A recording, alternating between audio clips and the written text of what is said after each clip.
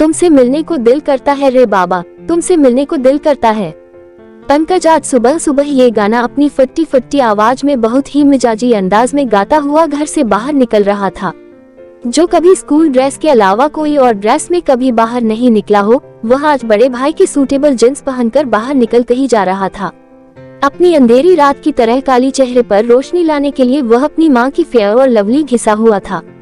ये सब देखकर मुझे रहा नहीं गया और मैंने अपनी मुंह की फाटक उसके सामने खोल डाली। भाई, सुबह सुबह रंगमिजाज में कहाँ जा रहे हो? पंकज ने मेरी बात सुनकर मुझे ऐसे घूर कर देखा जैसे मैं किसी दूसरी ग्रह से आया हुआ कोई एलियन हूँ, और कहा, अविनाश, मैं तुम्हें पहले भी बोला हूँ ना, मेरे लिए अपनी काली जुबान का इस्तेमाल कम भी मत करना। आज सुबह सुबह मेरी दिन खराब कर दिया।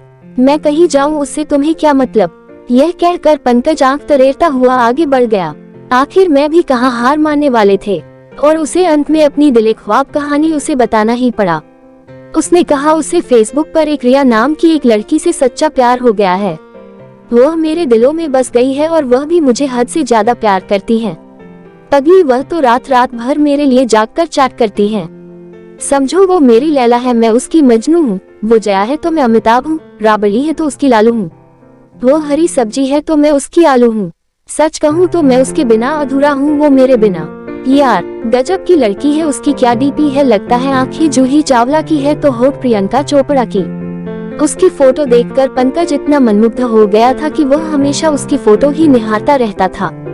रिया का फ्रेंड रिक्वेस्ट आया मात्र 1 सप्ताह ही हुआ था, लेकिन प्यार का परवाना ऐसा चढ़ गया जैसे उससे सदियों से जानता हो। इस छोटी सी उम्र में बड़ी बड़ी सपने देखने शुरू कर दिया था। मुझे उसकी बात सुनकर तो हंसी आ रही थी, लेकिन मैं मन की हंसी को दबाते हुए कहा, अच्छा है पंकज, तेरी तो सेट हो गई, तब भी हमें भी मिलाना भाभी जी से। यह सुनकर तो पंकज बिल्कुल नई दुल्हन की तरह शर्माए और चेहरे लाल हो गया।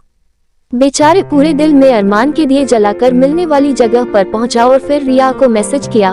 पंकज के मन खुशी लड्डू जेली भी फूट रही थी।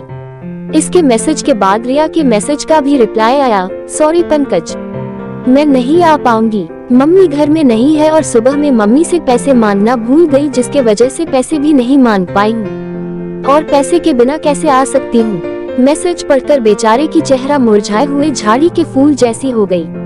पंकज मिलने के लिए इतना बेचैन था कि उसने एक युक्ति निकाल लिया जो शायद लड़की भी यही सोच रही होगी।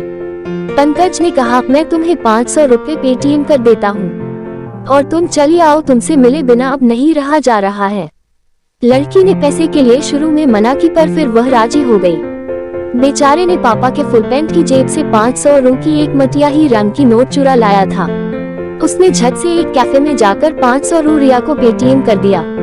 अब तो पंकज की आंखें रास्ते देख रही थी कि कब आ जाए। जब वह आई तो इसकी आंखें खुली की खुली नहीं बल्कि फट्टी की फट्टी रह गई, जैसे आंखों से प्राण निकल रहा हो। वो रिया नहीं थी बल्कि पंकज के दोस्त राहुल का ही एक फेक इड था, और राहुल उसके पास आकर दांते निकाल कर हंस रहा था। यह देखकर बेचारे पंकज की हालत पगलाए भालू जैसी हो गया।